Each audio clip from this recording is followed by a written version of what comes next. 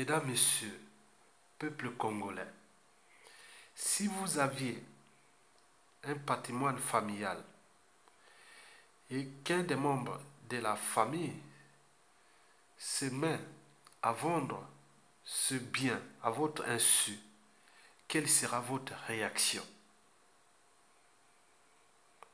Si vous aviez des biens qui vous appartiennent et que vous arriviez à se rendre compte qu'il y a quelqu'un qui a vendu vos biens à votre insu, quelle sera votre réaction?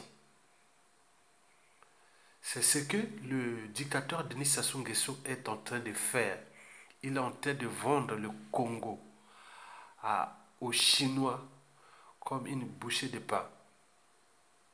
Sassou Nguesso est en train de vendre le Congo aux Chinois. Et nous sommes là, au train de s'indigner, de faire les amalgames nord, sud, est, ouest, alors que Sassou Nguesso, son système est toujours en place. Il est du nord au sud, de l'est à l'ouest. En même temps, ceux qui sont dans le système ne peuvent même pas lui dire que non, attention, danger. Ne vendons pas notre patrimoine commun. Tu es venu le trouver. Il faut le laisser aussi. Mais pourquoi tu veux tout le vendre? Et donc, ils ne sont pas capables d'oser dire non à lui et il lui interdit de vendre à la découpe ce patrimoine commun qui est le Congo-Brazzaville. Mesdames, Messieurs, peuple congolais, je vais ici vous parler du deal entre Sassou Nguesso et les Chinois au sujet de la dette privée transformée en dette publique et qui sont en train de s'arranger entre les Chinois et le système Sassou Nguesso. Je vous rappelle que cette dette n'est pas la dette des Congolais. Ce n'est pas la dette des Congolais. C'est une dette privée de Sassou et d'Nguesso transformée en dette publique. Puisque lui, il est à la tête de l'État. C'est la continuité de l'État. Donc, n'importe qui peut venir foutre le bazar dans votre pays ou détruire votre pays, ou surendetter votre pays et partir comme il est arrivé et vous laisser dans la merde puisqu'il y a la continuité de l'État. Donc, ces conneries vont être transformées en dette publique et les générations et des générations vont payer. Et Sassou ne sera plus là. Et c'est bien comme ça. Mesdames, Messieurs, peuple congolais, je vous informe que Sassou Nguesso a déjà vendu une grande partie du Congo. Et le deal qu'il est allé chercher avec les Chinois, c'était tout justement de vendre une grande partie du territoire national, qui sera d'ailleurs amputé de ses ressources naturelles pour une durée de 99 ans. C'est ce que je vais vous expliquer. Donc, les parties que Sassou Nguesso a été conclu avec les Chinois, c'est tout justement vendre une partie de la Songa. Vous savez que la Songa, c'est les forêts. C'est l'Amazonie de l'Afrique, du bassin du Congo. Donc, il y a aussi la cuvette ouest, le département de la cuvette ouest. Il y a la Likoumou, il y a le Niari, et n'oublions pas le Kouilou. Donc, quand on regroupe ces territoires précités, on voit qu'ils ont du bois, ils ont aussi ce qu'on appelle des mines solides et aussi le potentiel de terres rares. Les mines solides, c'est quoi? Quand on parle de l'or, de fer, de diamants, de la potasse, toutes ces mines-là. Et terres rares, les terres rares, c'est les terres qui sont liées aux technologies nouvelles. Donc nous avions des terres rares qui sont là, et le potentiel est énorme dans ces régions précitées. Et donc, il y a eu des concessions qui ont été livrées à la Chine.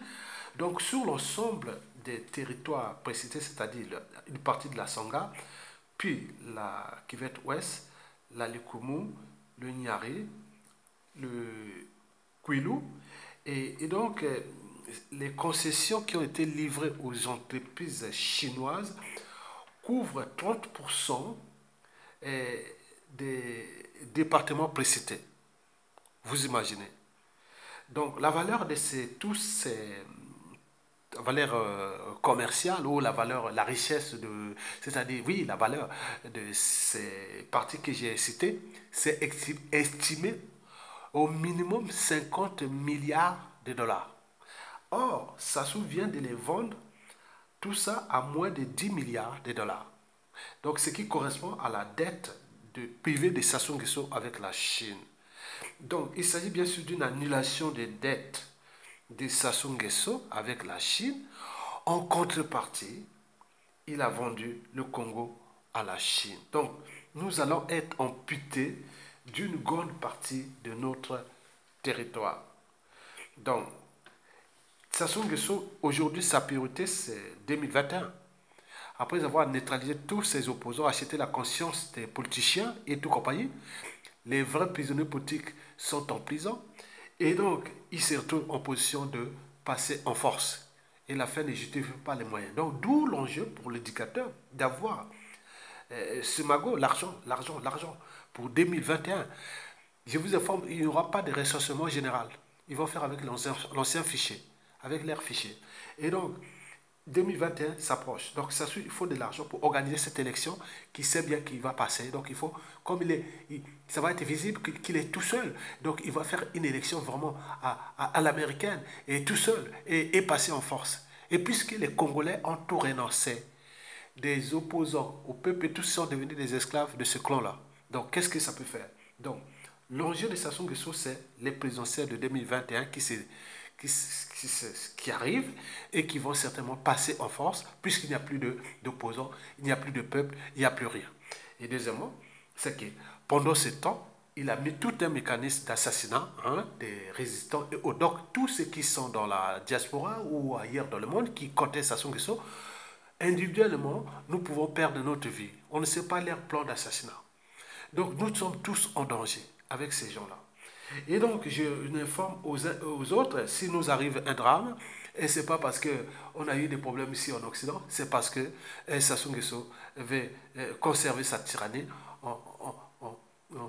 en faisant toujours ce qu'il a su toujours faire, c'est-à-dire l'achat de conscience et la corruption, et plus la violence et la barbarie, et surtout, n'oublions pas les assassinats. Passons par les emprisonnements habitats et de compagnie. Donc, nous avons tout laissé, on a tout renoncé. Donc, le problème n'est pas ceux qui vont assassiner ou les prisonniers politiques et tous les résistants et autres, et tout ce qui est des témoins gênants autres pour livrer un boulevard à lui-même et à son système et à son fiston ou autre. Donc, ils se préparent. Donc, ils ont compris que les Congolais peuvent râler, ils savent maintenant qu'ils sont maintenant en position de force, donc c'est pour fracasser ce pays. Donc en contrepartie, ils ont déjà vendu le Congo. Le Congo est déjà perdu. Donc je voulais vous dire que le deal est là, c'est-à-dire Sassou Nguesso a vendu déjà une grande partie du sud et une partie du nord Congo aussi. Et n'oublions pas que avec cet argent, si le FMI ne lui donne pas l'argent avec cette dette, cette annulation des dettes, voilà, c'est une annulation des dettes en fait. En contrepartie, on a bradé le Congo pour les ressources minières. Et donc, Sassou Nguesso pourra certainement aller demander aux Américains, au FMI, bon, lui donner l'argent. Mais bien sûr qu'on ne va pas lui donner l'argent parce que le FMI, ce n'est pas que la France et autres. Donc il y a les droits du veto. Donc en réalité, bon, ben, la Chine pourra peut-être à défaut lui donner une aide. Donc on peut s'attendre d'ici la fin de l'été, une aide substantielle de la Chine qui pourra peut-être l'envoyer 2 milliards de dollars.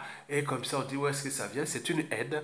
Et donc, en réalité, c'est la contrepartie de ce que Sassou Nguesso va livrer aux entreprises chinoises, c'est-à-dire nos écosystèmes naturels, c'est-à-dire nos forêts, nos terres, nos sous-sols. Et donc, ce sera mis au service de la Chine, des Chinois.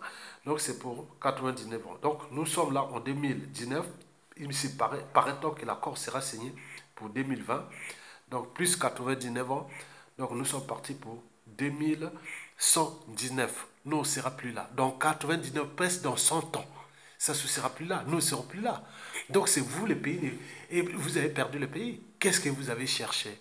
Donc, j'ai fait une vidéo là aujourd'hui que nous cherchons les jeunes soudanaises pour aller suturer, organiser, coordonner euh, l'insurrection pacifique des Congolais contre le dictateur Sassou Nguesso. Puisqu'au Congo, la jeunesse, les jeunes, les politiciens, tout le monde n'a plus de cerveau. Donc il faut aller chercher les cerveaux ailleurs, le courage ailleurs. Donc nous cherchons les Soudanais ou les Algériens pour venir nous aider à déboulonner ces dictateurs qui ont tenté de tout détruire ce pays. En même temps, essuyer l'image de ce pays et de l'Afrique aussi. Donc c'est à vous de prendre les responsabilités par rapport à ça. Donc pour moi, c'était pour moi de faire passer ce message. Et voilà. Merci. Mesdames, Messieurs, je vous remercie et nous allons voir à la chute des Sassou. Euh, D'ici peu, s'il chute, nous allons inviter tous les Congolais, du nord au sud, de l'est à l'ouest, des jeunes. Vous allez voir comment ça soit bradé notre pays, comment il a vendu avec ses entreprises.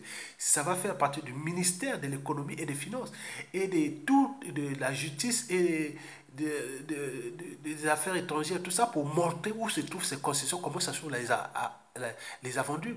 Donc le pays est vendu. Donc on n'a plus de pays. On n'a plus de pays. Donc si ça se passe 2021, rendez-vous compte qu'il va peut-être passer jusqu'à 2021 à 2027, on aura perdu déjà 90% de notre pays. Ça ne nous appartiendra plus. Donc c'est bien comme ça. Et vous allez que pleurer et c'est comme ça. Et je vous remercie et à bientôt. Et au peuple qui m'écoute, continuez à m'écouter et merci beaucoup. Et, et bon vent à ceux qui luttent pour la liberté, la dignité de notre pays.